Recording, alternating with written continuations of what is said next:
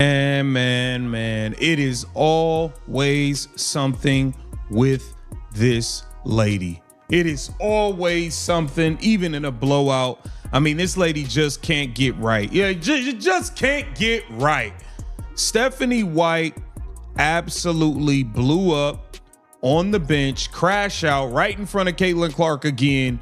And for whatever reason, this only seems to happen. There are moments in professional sports that you simply cannot unsee. Moments that burn themselves permanently into the collective memory of millions of viewers simultaneously. Moments that stop conversations mid-sentence, freeze social media feeds mid-scroll, and force an entire industry to collectively hold its breath while it processes exactly what it just witnessed unfolding in real time on live national television. This was one of those moments.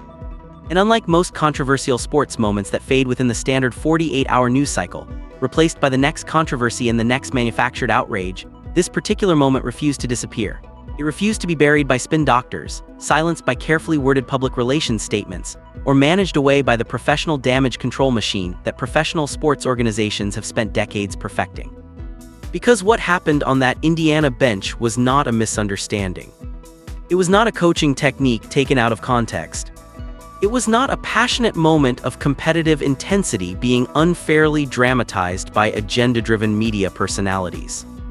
What happened on that bench was the complete and total psychological unraveling of a head coach who had been operating under extraordinary internal pressure for months, finally detonating in the most public, most consequential, and most permanently damaging way imaginable, directly in front of Caitlin Clark, directly in front of the cameras, and directly in front of millions of fans who had already been watching the situation deteriorate for an uncomfortably long time.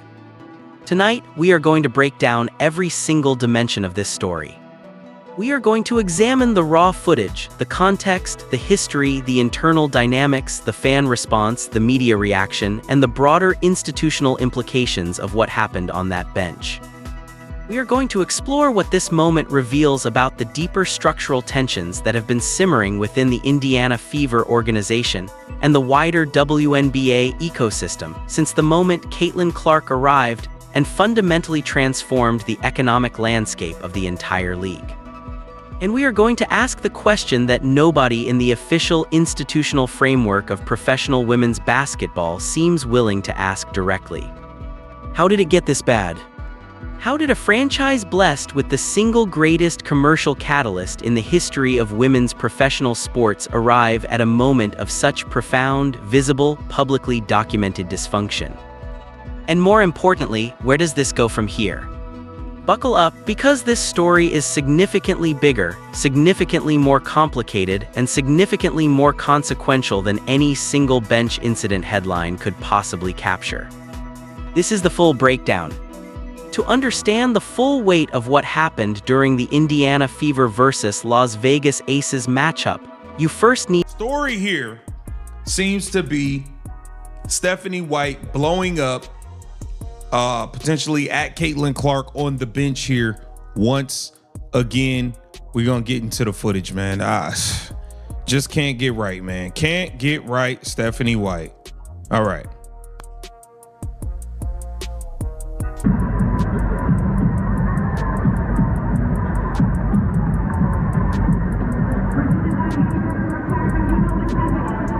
Oh yeah, she losing it. Oh yeah, she's snapping. Yeah, she's pissed. Now, a lot of people are saying she was crashing out on Caitlin Clark again. This is in the beginning of that third quarter when Caitlin Clark was in and the Las Vegas Aces made their run. Caitlin Clark, I believe she had a turnover. And you see Stephanie White just snap. And I'll show you Caitlin Clark is sitting right here. This is Caitlin Clark right here. You see her drinking a Gatorade bottle right here. This is Caitlin Clark. And Stephanie White is absolutely losing it. And you see Caitlin Clark right there. When she leans forward, you could tell that's her right here. Need to understand the environment in which this confrontation occurred. So you never miss a video. This was not a low-stakes, mid-season throwaway game being played in front of a... And is this thing beyond repair at this point? This thing could just be beyond repair. And some people just feel like, hey, man, this thing is over. I mean, it just is what it is. I don't really see things getting better or changing with Stephanie White. And I don't know, but Skip Bayless took to his YouTube and he wanted to address a lot of the vitriol, a lot of the hate and the nastiness that has been aimed in Caitlin Clark way, because make no mistake about it, it's been absolutely disgusting. It's been disgusting the way this league has treated the person that got everybody rich, essentially, the way they've handled her, the jealousy, the envy, the hate. It's been nasty, to say the least. I mean, that's just the real. That's just the real, people. Like, we got to call it like we see it. Skip Bayless went on to address this. Let's check it out. And I'm saying, she's your golden goose, man. I said this 1,000 times the first 2 years. How can you women not see how much she's done for you? You were flying coach and now you got team planes. Yeah. You're playing before packed houses. Y'all was sitting next to Tom, Dick, and Harry on flights. Caitlin Clark popped up. Everybody got private flights. All flights private as soon as she popped up. Y'all got $1 million contract, all types of stuff that y'all would not have gotten this quickly. I know y'all like to run to say, oh no, we were seeing, incremental year-over-year growth. Well, damn it went from incremental to exponential, goddamn it. She went and turned this whole thing up. Now everybody is eating. Everybody is eating because of Kate. Half-empty arena on a Tuesday night with minimal broadcast visibility. This was a high-profile, intensely scrutinized competitive matchup between two franchises carrying enormous institutional weight in the current WNBA landscape. The Las Vegas Aces, perennial championship contenders with a roster stacked with elite talent and a coaching staff that has demonstrated championship-caliber strategic sophistication across multiple seasons. And the Indiana Fever, a franchise that has undergone the most dramatic and rapid commercial transformation in the league's history since the arrival of Caitlin Clark. The pressure in that arena was real. The stakes were real. And the cameras were a bit more than I do put on, and I would never change any of that for the world, but I think it's important that people do remember that part of it too. So, at the same time, it's really interesting to me because, even I turned the TV on Sunday, and that game was on Wednesday, and that's all people are still talking about. And I feel like that's just a real disservice to our league. And I get it. You talk about it. You talk about whether it's flagrant. You talk about whatever it is. But to continue to beat down, and then for the narrative to be taken other places that is really just that's just really not acceptable, I think it's hard to see, and it's a disservice to my team, but it's also a disservice to the other teams in this league and other players in this league. There's so much amazing talent, and there's so many amazing players that are playing at an incredibly high rate. And I remember, I think it was Sunday or Saturday, whatever day that was. I remember watching them discuss everywhere. Don't forget to subscribe. When the third quarter began and the Las Vegas Aces started applying their characteristically suffocating offensive pressure, the Fever's defensive structure began to crack in the specific, uncomfortable ways that had become a recurring source of frustration throughout the season. Caitlin Clark, who had been pushing the pace and creating opportunities with her characteristic relentlessness, committed a turnover during a critical sequence. And that is when Stephanie White snapped. Now, let's be precise about this. What he said. Caitlin Clark did not build the WNBA. The WNBA was built on the backs of many people who came before Caitlin Clark, most of them being sisters, meaning black ladies. That's irrelevant. The Cynthia Coopers, the Sher. That's actually irrelevant. The race that they were is irrelevant. That's the WNBA's problem. The race of whoever built the WNBA is irrelevant.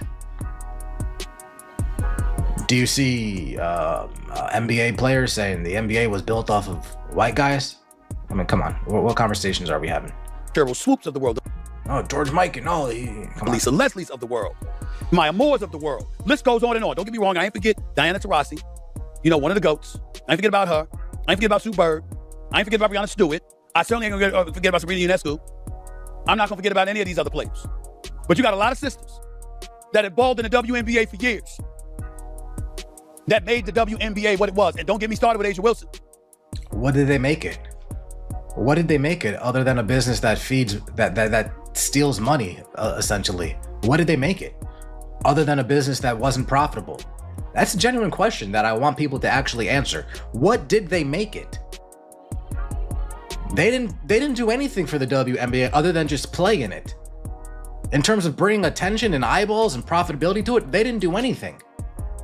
You can argue the founding fathers of the WNBA, like Cheryl Swoops and Cooper and them, you can argue that because precision matters when we are discussing events that have been interpreted, reinterpreted, dramatized, and debated across thousands of hours of content. What the cameras captured was a head coach who was visibly, undeniably, completely losing emotional composure on the bench during a live, nationally televised game. Don't forget to Footage shows White in an animated, clearly aggressive verbal expression that is, by any fair visual assessment, directed toward the bench area where Caitlin Clark was seated. Clark is visibly present in the frame. She's identifiable by her characteristic appearance and the number on her jersey. She has a Gatorade bottle in hand. And as White's intensity escalates, Clark leans forward in her seat in a way that suggests awareness of and reaction to what is happening immediately around her.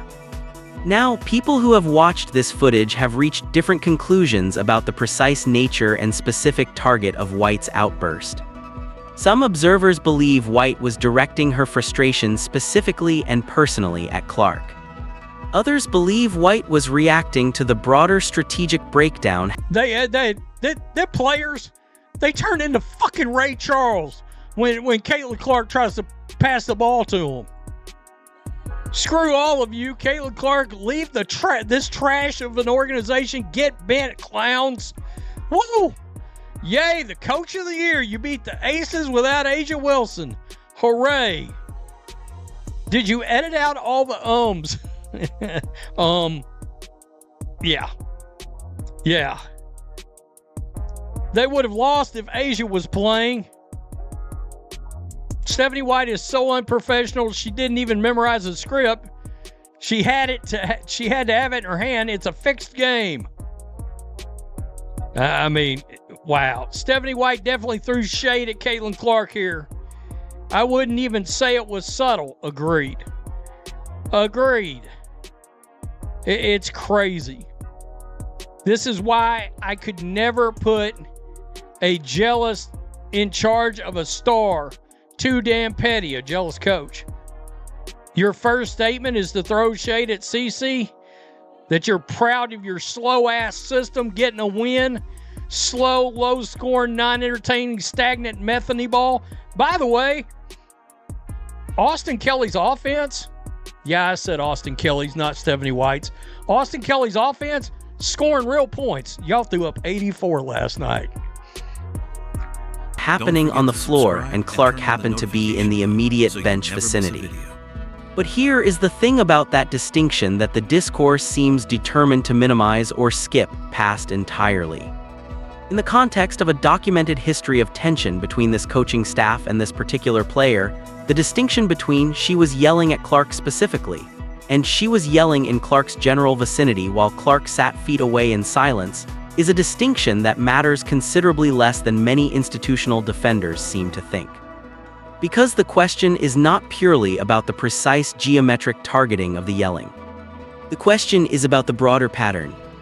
The question is about what this moment represents within the larger story of how this franchise has managed, or critically mismanaged, its relationship with the single most valuable asset in the history of women's professional basketball. And that story is one that requires significantly more unpacking. Let's start with numbers, because numbers have a way of cutting through the emotional noise and forcing clarity on situations that benefit from murkiness.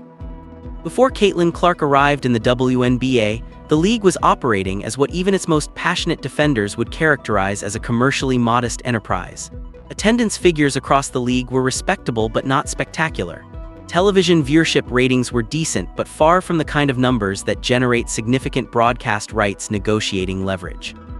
Player salaries, while meaningful, remained in a category that required most athletes to supplement their income through overseas league play during the offseason. Franchise valuations were a fraction of their male professional sports counterparts. Team travel was conducted largely on commercial flights. Not private charter jets. Commercial flights. where players sat in economy class or business class alongside regular members of the traveling public. This is not a rumor. This is a documented reality of the pre-Clark era WNBA operational budget. Then Caitlin Clark arrived, and the numbers moved in ways that the league's own internal projections almost certainly did not anticipate at their most optimistic modeling. Television ratings for games featuring Clark did not just increase modestly, they exploded. They shattered records. They generated viewership numbers that the league had not seen in its entire operational history. Games that Clark played in were drawing audiences that dwarfed the viewership of the rest of the league's broadcast schedule combined. Media coverage of the WNBA expanded dramatically, with major sports networks and mainstream news organizations dedicating resources to women's professional basketball coverage that would have been categorically unimaginable in the previous era. Sponsorship money poured in. Arena attendance for Fever Road games transformed visiting team venues from routine midweek events into sold-out, electric, high-energy environments. And yes, as Skip Bayless publicly and correctly noted in his commentary that has since circulated widely across digital platforms, the league transitioned to charter flight travel for teams. Read that again. Players who had been flying commercial for their entire professional careers, athletes who had dedicated years to their craft, maintained elite physical conditioning, represented their franchises with professionalism, and competed at the absolute highest level of women's professional basketball. Those players are now traveling on charter jets. Because Caitlin Clark arrived and changed the financial calculus of the entire operation. $1 million contracts materialized. Expanded marketing opportunities emerged. The commercial infrastructure supporting the league's players improved in ways that had been incremental and gradual before Clark's arrival suddenly became rapid and substantial.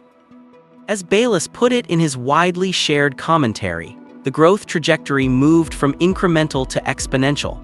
Not because the players who came before Clark were undeserving of these benefits. They absolutely were deserving, and many of them dedicated their careers to a league that did not adequately compensate them for their contributions. But the undeniable commercial reality is that Clark's arrival accelerated a financial transformation that the league's traditional growth trajectory would have taken significantly longer to achieve. This economic reality is not a slight against any other player in the league's history. It is simply the factual record of what happened to revenue streams, ratings numbers, attendance figures, and commercial valuations when Caitlin Clark entered the WNBA. And understanding this economic reality is absolutely essential to understanding why the tensions that produced the bench incident exist in the first place. Human psychology, particularly as it operates within competitive professional environments, is not always rational, it is not always fair, and it is almost never simple. The arrival of a transformative talent in any institutional setting creates a complex psychological environment for everyone else operating within that institution. On one level, the rational, financially literate portion of any professional's consciousness understands that a colleague who generates dramatically increased revenue for the broader organization benefits everyone within that organization. The rising tide lifts all boats, as the expression goes. But human beings are not purely rational economic agents. They are also emotional creatures shaped by ego, by professional identity, by years of accumulated self-conception, and by the deeply human need to believe that their own contributions and their own value are genuinely significant and not overshadowed by the arrival of someone else.